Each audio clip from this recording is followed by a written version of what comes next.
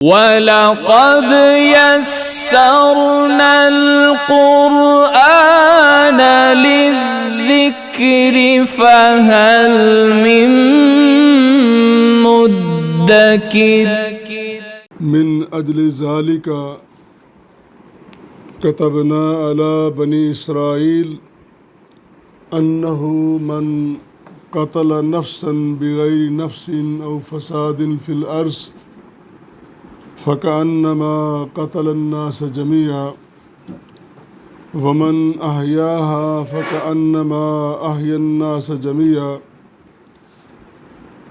وَلَقَدْ جَاءَتْهُمْ رُسُلُنَا بِالْبَيِّنَاتِ ثُمَّ إِنَّ كَثِيرًا مِّنْهُمْ بَعْدَ ذَلِكَ فِي الْأَرْضِ لَمُسْرِفُونَ صدق اللہ العظیم و صدق نبیہ الکریم۔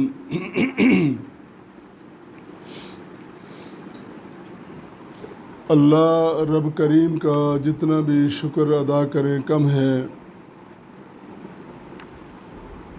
اس اللہ کریم نے ہمیں توفیقات سے نوازا ہے کہ ہم اس مادی دور میں اس کی پاک کتاب، مقدس کتاب کلام مجید، قرآن مجید کے ساتھ وابستگی رکھے ہوئے ہیں اور اس کو سمجھنے کی کوشش کر رہے ہیں۔ اللہ صحیح معنوں میں اس کا فہم، اس کی سمجھ عطا کر دے اور پھر اس کے مطابق ہمیں اپنی زندگیوں کو بنانے سنوارنے کی توفیق دے دے۔ آج ہمارے سامنے سورہ مائدہ کی آیات مبارکہ 32 سے 34۔ آیت مبارکہ نمبر 32 میں نے آپ کے سامنے تلاوت کی ہے۔ رب تعالیٰ کا ارشاد ہے، اسی وجہ سے ہم نے بنی اسرائیل پر لکھ دیا، فرض کر دیا، بتا دیا، جس شخص نے ایک نفس کو، ایک جان کو قتل کیا،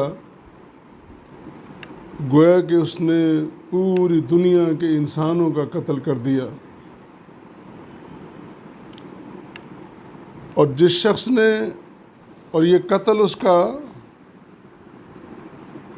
بغیر وجہ کے، یا وہ ایسا شخص نہیں کہ اس نے زمین میں فساد پھیلانے کی کوشش کی، بے گناہ پرامن شخص کو قتل کر دیا تو اس نے دنیا کے سب انسانوں کو قتل کر دیا۔ اور جس شخص نے ایک جان کو زندہ رکھا، گویا کہ اس نے دنیا کے تمام انسانوں کو زندہ رکھا ہے۔ اور اللہ کی طرف سے بتایا جا رہا ہے، ان کے پاس ہمارے رسول آ چکے، بینات لے کر، واضح دلائل لے کر، پھر بھی اکثریت ان کی ایسی ہے، وہ زیادتی کرنے والے ہیں، حد سے گزرنے والے ہیں۔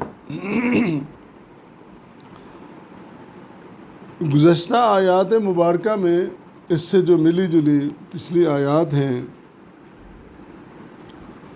ان میں قصہ قابیل و حابیل بیان ہوا ہے، اور پھر اس کے اسباب اور اثرات بھی بیان ہوئے کہ اس کے پہلے یہ بتایا کہ اس کی وجوہ کیا تھی، اب سن چکے، اور پھر یہ کہ اس کے اثرات کیا ہوئے۔ چونکہ اس آیت مبارکہ میں براہ راست تو خطاب بنی اسرائیل کو ہے، لیکن یہ اصول صرف بنی اسرائیل کے لیے نہیں بلکہ ساری انسانیت کے لیے،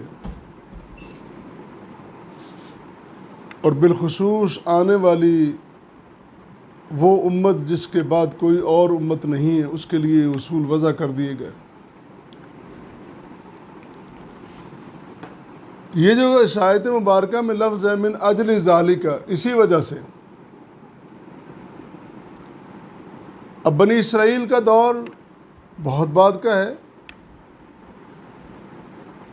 امت محمدیہ کے آنے کے بہت پہلے کا ہے، لیکن حابیل اور قابیل کا قصہ تو بہت پہلے گزر چکا ہے۔ پھر یہ کہنا من اجل ذالک، اس کا مطلب یہ ہے کہ آپ اس واقعے کو دیکھ چکے، سن چکے، اس کے اثرات کو بھی دیکھ چکے۔ واقع قابیل و حابیل بیان کرتے جو قرآن نے کہا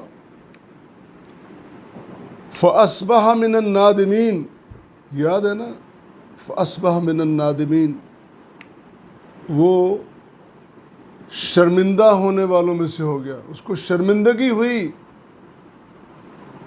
کس بات کی؟ میں کیا کر بیٹھا، اللہ کو ناراض کر لیا، والدین کو ناراض کر لیا، سماج سے، معاشرے سے کٹ گیا، سسٹم کی وائلیشن، اور ہمیشہ ہمیشہ کے لیے جہنمی بن گیا۔ شرمندگی تو ہوئی نا۔ اور یہ بھی فرمایا قرآن میں فَأَصْبَحَ مِنَ الْخَاسِرِينَ، وہ نقصان اٹھانے والوں میں سے ہو گیا۔ کوئی ایک نقصان اٹھایا قابیل نے؟ سب سے پہلے تو یہ بات ہے کہ سسٹم کو چھوڑ کر، اصولوں کو چھوڑ کر وہ شیطان کے ساتھ جا ملا، اس کے وسوسے، بہکاوے، بہلاوے میں آ گیا۔ پھر اللہ کی نافرمانی، پھر والدین کی نافرمانی، پھر رشتوں کا قتل، پھر سگے بھائی کا قتل، اور پھر ایک ایسی روایت قائم کر دی، اس روایت کی جتنی مذمت کی جائے کم ہے۔ اور اس سے بھی آگے نقصانات کی بات ہو رہی ہے نا، اس سے آگے یہ ہے کہ وہ جہنمی بن گیا۔ اور اس سے بھی بڑا نقصان اللہ کے رسول صلی اللہ علیہ وسلم نے فرمایا، اس کے بعد، اس قتل کے بعد قیامت تک جتنے قتل ہوں گے سب کا بوجھ اس قابیل پر ہوگا۔ اس لیے اللہ فرمایا من اجل ذالک، اے میرے بندو تمہیں میں نقصانات سے بچانے کے لیے فرما رہا ہوں۔ کتنا خوبصورت اسلوب ہے، من اجل ذالک۔ رسول کریم صلی اللہ علیہ وسلم قرآن بیان فرما رہے ہیں کہ تمہیں بچانے کے لیے سب کچھ کیا جا رہا ہے۔ یہ ساری باتیں بتا کے پھر کہا انہ من قتل نفسا بغیر نفس او فساد فی الارض کانما قتل الناس جميعا، جس شخص نے ایک جان کو قتل کیا بغیر کسی وجہ کے، اور بغیر اس کے کہ وہ فسادی تھا، فتنہ پرور تھا، شر انگیز تھا، سرکش تھا، وہ تو نہیں تھا نا، پھر بھی مار دیا۔ بہت بڑی سنگینی ہے، اور اس سنگینی کے اللہ کہہ رہے ہیں کہ ہم سزا مقرر کر رہے ہیں، اس کی سزا ملے گی۔ اب اس کے ضمن میں ایک بات ذہن نشین کر لینی چاہیے، کن صورتوں میں قتل جائز ہے۔ قتل جائز تو نہیں، لیکن کچھ صورتیں ہیں کہ بندے کو مارنا جائز ہے۔ مثال کے طور پر ایک قاتل ہے تو اس کو بدلے میں قتل کیا جائے گا نا، حدود کا نفاذ ہوگا۔ اور اللہ نے فرمایا فی القصاص حیات، اس بدلے میں، اس قتل میں زندگی ہے، قاتل کو مار دینے میں زندگی ہے، قرآن کہہ رہا ہے۔ ہم پتہ نہیں ہمیں کس نے بہکا دیا، ہم نے کہا کہ اگر ہم قتل کریں گے تو بڑا پھانسی چڑھائیں گے۔ آپ ایک آدھ قاتل کو چوک میں پھانسی چڑھا کے تو دیکھو، پھر دیکھو نظام کتنا خوبصورت ہوتا ہے۔ آپ تو اس طرف جا ہی نہیں رہے، قاتل کو مارنا۔ اور پھر ایسا شخص جس نے زنا کیا ہے، زانی کو سنسار کرنا، صرف مارنا نہیں بلکہ پتھر مار مار کے مارو۔ دنیا میں، معاشرے میں اس برائی، اس گناہ کے خلاف نفرت پیدا ہو جائے، لوگ کانوں کو ہاتھ لگائیں گے، یہ کام نہیں کرنا۔ کر کے تو دیکھو۔ پھر مرتد، اسلام لانے میں کوئی پابندی نہیں ہے، اسلام کی دعوت ہے۔ اللہ بھی کہتے ہیں میں نے قرآن نازل کر دیا ہے، رسول بھی بھیج دیا ہے، اما شاکرن و اما کفورا، تم شکر گزار بنو، تم کافر بنو، تمہاری مرضی۔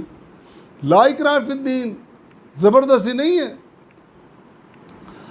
لیکن اگر تم نے اسلام قبول کر لیا پھر تمہاری مرضی نہیں، پھر اللہ اور اس کے رسول کی مرضی چلے گی۔ کتنی خوبصورت بات ہے۔ تم نے اپنی مرضی سے اسلام قبول کیا، پھر چھوڑ کیوں رہے ہو؟ اب نہیں تم جا سکتے۔ مرتد کی سزا۔ پھر چوتھا شخص وہ ہے فساد فی الارض، زمین میں فساد برپا کر امن تباہ کر دیا معاشرے، لوگوں کو، اللہ کے بندوں کو سکون سے رہنے ہی نہیں دیتا، مار دو اس کو۔ ہاں ہر بندہ نہیں، ریاست، حکومت مارے گی، قانون نافذ کرنے والے ادارے، ان کا یہ کام ہے۔ تو یہ صورتیں ہیں، اگر ان کے علاوہ کوئی صورت ہوئی تو پھر تمہارا یہ بہت بڑا جرم ہوگا اور ناقابل معافی جرم ہوگا۔ امام بخاری رحمۃ اللہ علیہ، ابھی ہم جن کا تذکرہ کر رہے تھے، وہ ایک روایت نقل کرتے ہیں، حضرت انس بن مالک رضی اللہ تعالیٰ عنہ اس کے راوی ہیں، کہ خاندان اکل، عین کاف لام، اکل خاندان کے 8 افراد مدینہ منورہ میں آئے، نبی کریم صلی اللہ علیہ وسلم کی خدمت میں حاضر ہوئے، مسجد نبوی میں انہوں نے اسلام قبول کر لیا۔ اب ان کو زبردستی تو نہیں ہے نا، مرضی سے آئے، خود چل کے آئے، اور آپ کے دست رحمت پہ انہوں نے بیعت کر لی ہے۔ لیکن جب وہ مدینے میں ٹھہرے، ان کو آب و ہوا راس نہیں آئی، وہ بیمار ہو گئے۔ جب ان کی بیماری بڑھی تو رسول کریم صلی اللہ علیہ وسلم نے فرمایا کہ تم فلاں علاقے میں چلے جاؤ، فلاں جگہ چلے جاؤ، وہاں وہ شخص، اس کے پاس اونٹ ہیں، وہاں اس آب و ہوا میں جا کے رہو، اس کا دودھ پیو اور اونٹنی کا پیشاب بھی۔ یہ ایک علیحدہ بحث ہے، اس میں بعد میں اگر بات کرنی ہو تو کی جا سکتی ہے۔ تو ان دونوں چیزوں کو آپ استعمال کرو، ٹھیک ہو جاؤ۔ اب اللہ کے رسول صرف مبلغ اور خطیب ہی تو نہیں نا، حکیم بھی ہیں، طبیب بھی ہیں، دلوں کے طبیب ہیں۔ وہ لوگ ٹھیک ہو گئے۔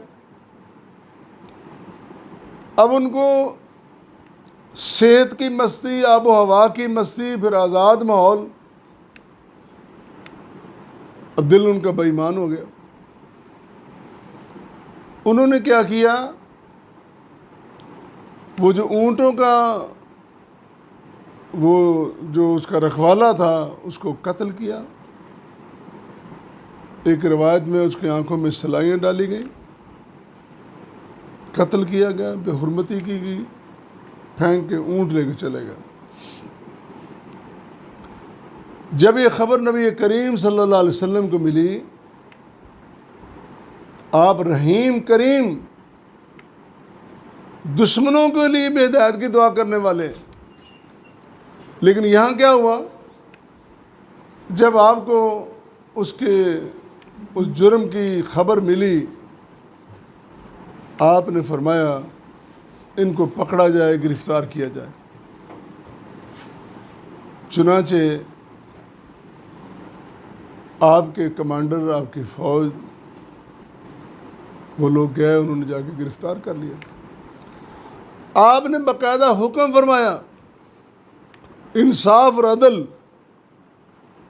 جس طرح انہوں نے بے حرمتی کی، جس طرح انہوں نے تکلیف پہنچائی، جس طرح انہوں نے قتل کی، اسی طرح ان کو سزا دی جائے۔ پھر ان کی آنکھوں میں سلائیں ڈالی گئی، پھر ان کو قتل کیا گیا، پھر ان کو دھوپ میں پھینکا گیا۔ کیوں؟ یہ لوگ، آگے آیت کریمہ میں آ رہا ہے کہ لہم خزی فی الدنیا والآخرہ، دنیا آخرت میں ان کے لیے رسوائی بھی ہے، سزا بھی ہے، رسوائی بھی ہے۔ گنہگار کو عزت دیتے ہو، مجرم کو عزت دیتے ہو، ظالم کو عزت دیتے ہو، کیا تمہارا معاشرہ ہے؟ کیسے تم امن پسند ہو؟ کیسے اسلام پسند ہو؟ اس کو سزا دو، ظالم کو، گنہگار کو سزا دو، تمہیں بڑا سکون اور وقار ملے گا، سکون بھی ملے گا اور وقار بھی ملے گا۔ تو اتنی سنگینی بیان کی گئی جرم کی اس آیت کے ضمن میں، من قتل نفسا بغیر نفس او فساد فی الارض فکانما قتل الناس جمیعا، ایک قتل پوری انسانیت کا، دنیا بھر کے انسانوں کا قتل ہے، چند روپوں کی خاطر، ایک پلاٹ کی خاطر، گاڑی کی خاطر، اپنی خواہش پر، سفلی غلیظ گندی خواہش پر بندہ مار دیا تم نے۔ کیسے بندے ہو؟